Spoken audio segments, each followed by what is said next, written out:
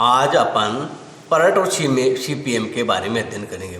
PERT यानी program evaluation review techniques, program evaluation and review techniques. दूसरा CPM यानी critical path method. इनके बारे में अपन अध्ययन करेंगे। नियोजन एवं नियंत्रण प्रत्येक प्रबंधक के दो आधारभूत कार्य हैं। इन दोनों कार्यों के सफल संचालन हेतु कुछ न कुछ तकनीक का उपयोग करना ही पड़ता है। दिन प्रतिदिन के कार्यों एवं छोटी मोटी समस्याओं के नियोजन एवं नियंत्रण के में सामान्य तकनीकों के उपयोग से ही काम चल जाता है, किंतु दीर्घकाल में जटिल कार्यों या बड़ी परियोजनाओं के नियोजन एवं नियंत्रण के में कुछ विशिष्ट तकनीकों का उपयोग किया जाता है।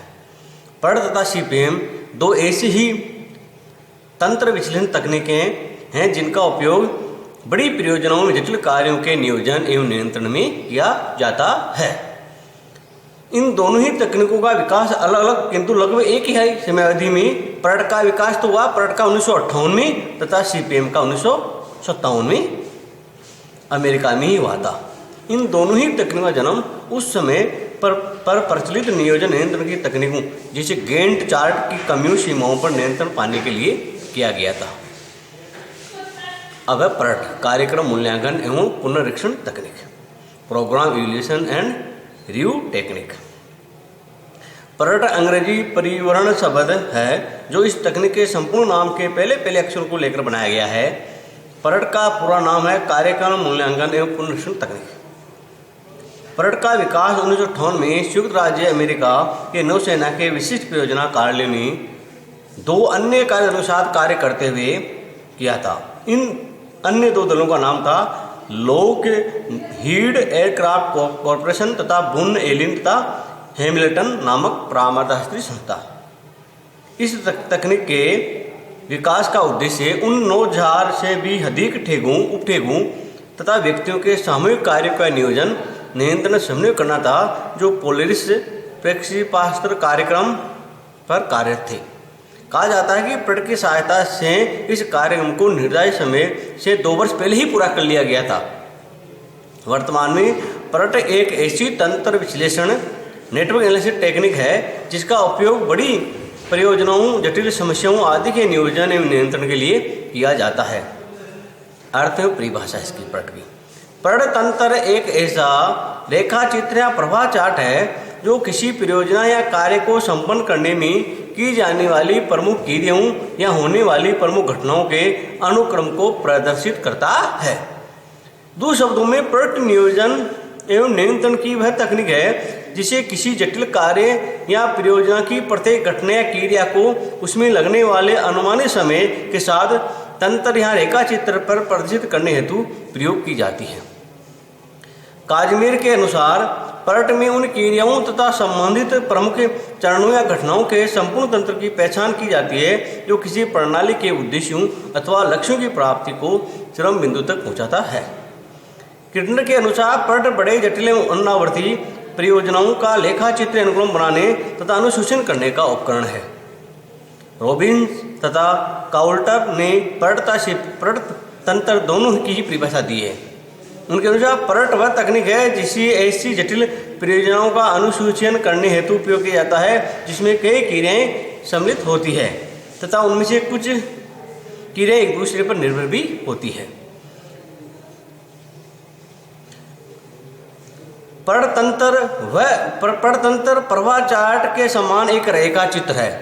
PERT तंत्र प्रवाह चार्ट के समान एक रेखा चित्र है जो किसी परियोजना को पूरा करने में की जाने वाली क्रियाओं के अनुक्रम तथा उनसे संबंधित समय अथवा लागत को प्रदर्शित करता है।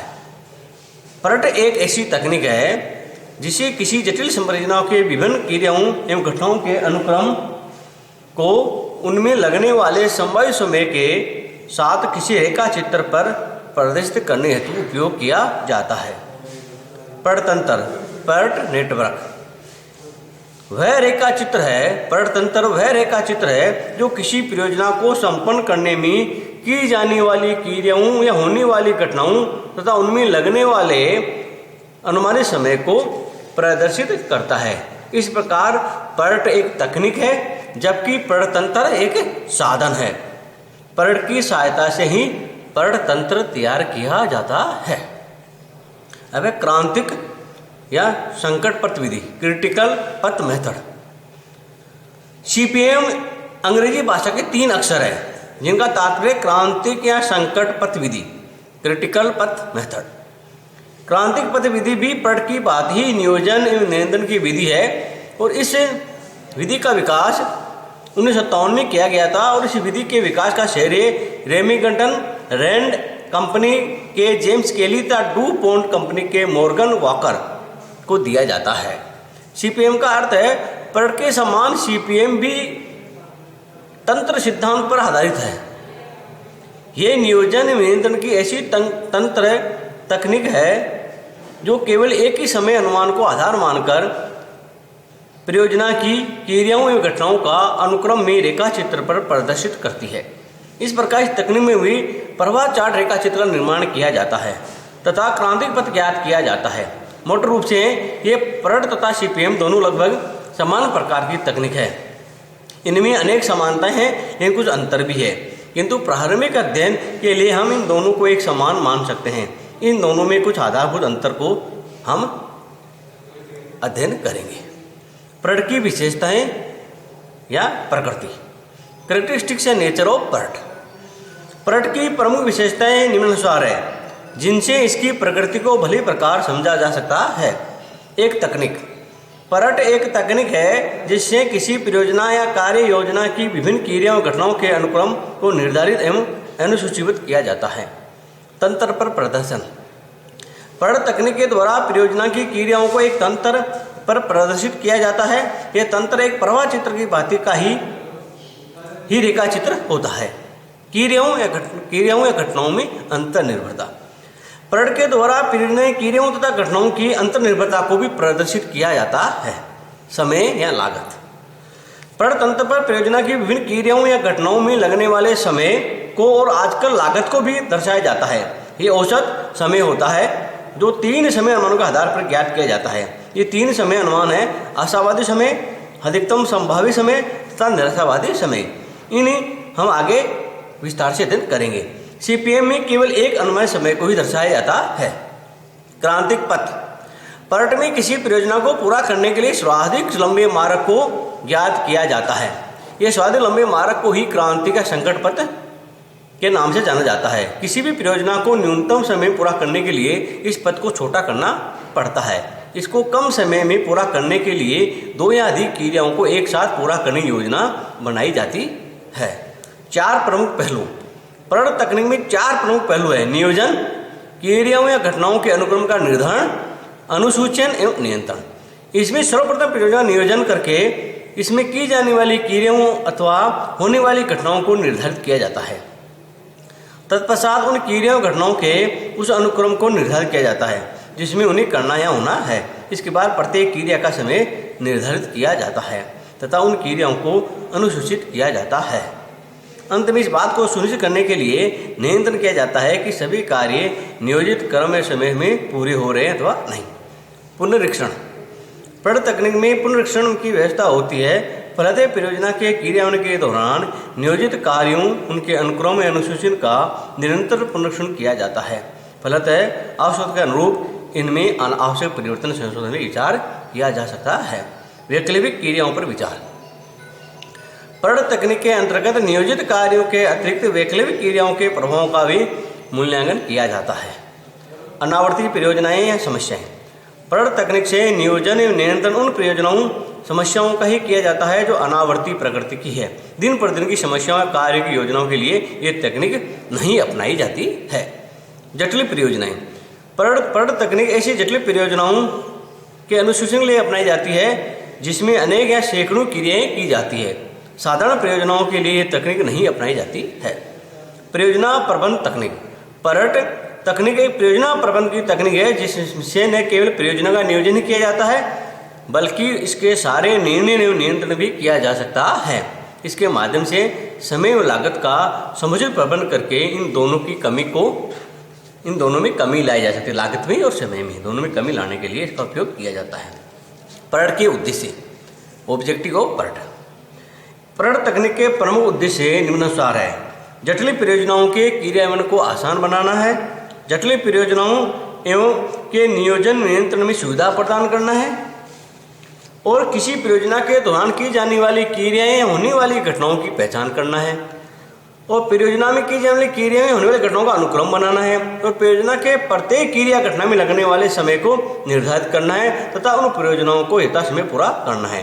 किन्हीं दो या अधिक क्रियाओं को एक ही समय पर संपन्न करने की संभावना को ज्ञात करके परियोजना समय में कमी लाई जा सकती है। परियोजना की क्रियाओं घटनाओं की अंतर्निर्भरता को ज्ञात करना तथा उनका उसी प्रकार अनुक्रम बनाना अनुसूचित करना है। परियोजना की लागत में कमी करना है, मानवीय भौतिक संसाधनों का अनुकूल उपयोग करना है, परियोजना के क्रियान्वयन की संभावित बाधाओं का अनुमान लगाना एवं उनको दूर करने के उपाय करना है। शब्दावली टर्मिनोलॉजी परेड तथा सीपीएम का सुविस्तृत अध्ययन करने के लिए इनमें प्रयुक्त शब्दावली को समझ लेना आवश्यक है। इनमें प्रयुक्त शब्दावली के कुछ प्रमुख शब्दों का अर्थ अपन अध्ययन कर रहे हैं। पहला क्रिया एक्टिविटी। क्रिया किसी परियोजना के अंतर्गत किए जाने वाले कार्यों का विभाग है, अंश है जिसे पूरा करने में संसाधनों एवं समय की आवश्यकता पड़ती है। प्रत्येक परियोजना को पूरा करने के लिए किए जाने वाले कार्यों को अनेक क्रियाओं में विभक्त किया जाता है। परतंत्र पर इन्हीं तीर युक्त रेखा या तीर में से दर्शाया जाता है। घटना इवेंट। घटना किसी परियोजना का वह छोर या बिंदु है जो किसी क्रिया या क्रियाओं के समूह के प्रारंभ एवं समापन को दर्शाता है। दूसरे शब्दों में किसी क्रिया के प्रारंभ एवं समापन के छोर या बिंदु को घटना के नाम से जाना जाता है। अतः किसी भी क्रिया के प्रारंभ तथा समापन के बिंदु को दो घटनाओं के रूप में प्रदर्शित किया जाता है। परेड तंत्र पर घटनाओं को गोले से दर्शाया जाता है।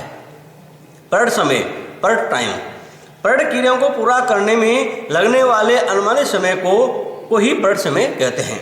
परेड समय 3 पृथक समय अनुमानों की भारित औसत समय है। 3 समय अनुमान निम्नानुसार है। आशावादी समय जो श्रेष्ठ परिस्थितियों में किसी क्रिया को पूरा करने में लगता है। अधिकतम संभाव्य समय जो सामान्य परिस्थितियों में किसी क्रिया को पूरा करने में लग सकता है। निराशावादी समय जो निकृष्टतम परिस्थितियों में किसी क्रिया को पूरा करने में लग सकता है। परेड समय की गणना को सूत्र आगे परेड तंत्र निर्णय प्रक्रिया के अंतर्गत दिया गया है। क्रांतिक पथ क्रिटिकल पथ। क्रांतिक पथ किसी परियोजना को पूरा करने के लिए की जाने वाली क्रियाओं तथा होने वाली घटनाओं का वह अनुक्रम है जिसमें सर्वाधिक समय लगता है। दूसरे शब्दों में ये परेड तंत्र पर वह सबसे लंबा मार्ग है जिसका अनुसरण किया जाए तो परियोजना को पूरा करने में सर्वाधिक समय लग सकता है। इसमें क्रांतिक पथ इसलिए कहा जाता है क्योंकि यदि इस मार्ग पर क्रियाओं को पूरा करने में भी देरी होती है तो पूरी परियोजना भी देरी से ही पूरी होगी। क्रांतिक क्रिया क्रिटिकल एक्टिविटी यह वह महत्वपूर्ण क्रिया है जिसका पूरा होने में विलंब होने से संपूर्ण परियोजना का यथासमय पूरा होना कठिन हो जाता है। कभी कभी तो इसमें विलंब के कारण संपूर्ण परियोजना की सफलता ही खटाई में पड़ जाती है। पथ या मार्ग निकटवर्ती क्रियाओं का समूह जो एक घटना को दूसरी घटना तक पहुंचाने में सहायक है, मार्ग कहलाता है। परेड तंत्र परेड तकनीक के उपयोग से जो प्रवाह चित्र के समान रेखा चित्र तैयार होता है उसी परेड तंत्र कहते हैं। इसमें परियोजना की विभिन्न क्रियाओं घटनाओं का अनुक्रम में प्रदर्शित किया जाता है। परियोजना प्रोजेक्ट परियोजना का वह उद्देश्य या लक्ष्य है जिसे पूरा करने हेतु परेड तकनीक का उपयोग किया जाता है।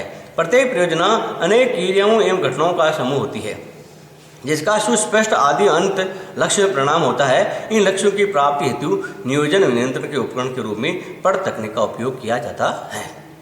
परेड तंत्र या परेड प्रक्रिया के चरण स्टेप इन परेड नेटवर्क और परेड प्रोसेस।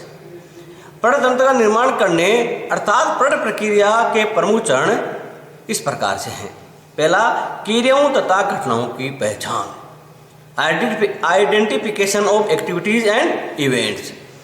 परेड तंत्र की प्रक्रिया का प्रारंभ करने के लिए परियोजना प्रबंधक को सर्वप्रथम उन क्रियाओं या घटनाओं को पहचान करनी पड़ती है जो उसकी परियोजना में ही जानी है या होनी है, जो परियोजना में की जानी है या होनी है।